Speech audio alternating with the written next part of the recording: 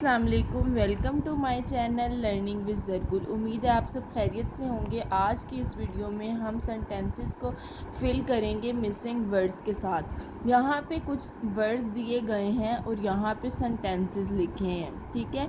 इन sentences को अब हम इन वर्ड्स के साथ फिल करेंगे। चलें स्टार्ट करते हैं।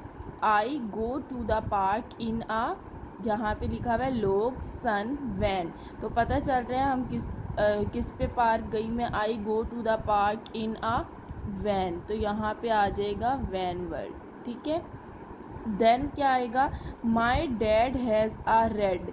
अब डैड के पास क्या है, रेड, लोग, सन, वैन, बेड या पेन। तो यहाँ हमें पता चल रहा है डैड के पास रेड पेन है, ठीक है।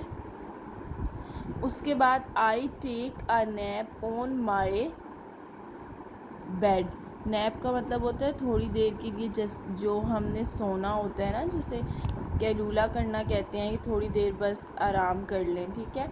तो वो हम बेड पे ही करते हैं। I can take a bath in the tub. बच्चे जो बात है वो टब में भी ले लेते हैं ना, तो यहाँ पे हम टब लिखेंगे। अब नेक्स्ट है the frog is on. The frog किस पे है, लोग पे बैठा हुआ है, लकड़ी के एक टुकड़े को कहते हैं। The dog is on my, dog जो है उसके बेड पे है। The dog is on my bed. Next है आई सी द हॉट। अब हमें पता है हॉट क्या होता है, सन। तो सन क्या है, वो हॉट है।